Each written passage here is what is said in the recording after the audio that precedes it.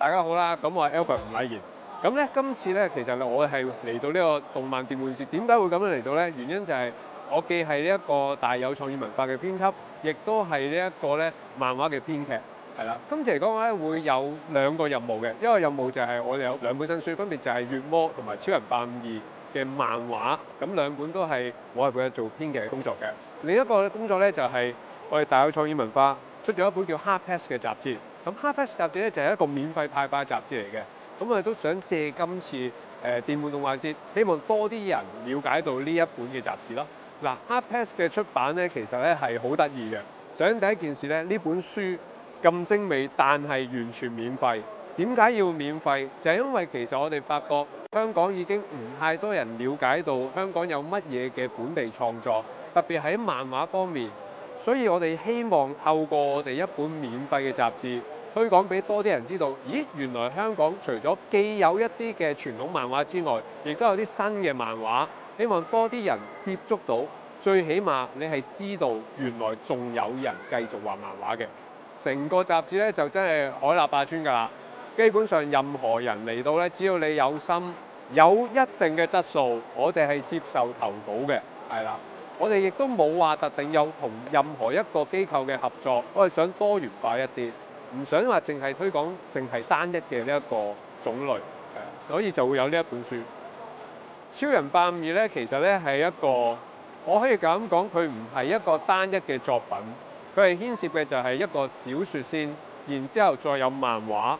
我哋啱啱亦都喺展場呢一度咧，啱啱首播咗我哋30分鐘嘅真人拍攝嘅一個短片。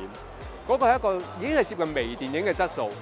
我哋希望就係透過一個新嘅一個故事，做一個新嘅 IP 出嚟，話俾人聽，其實香港都有屬於自己嘅超級英雄、自己嘅超人、自己嘅夢想嘅一個作品。然之後，所以我哋涵蓋咗好多嘢。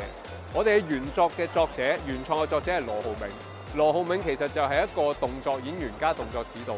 佢亦都憑電影觸電，跟住然之後獲得香港金像獎動作指導嘅提名。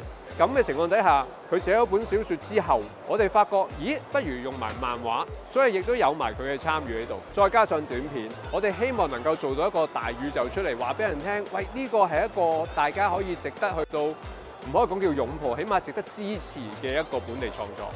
呢本咧就係由黃易出版社出版嘅。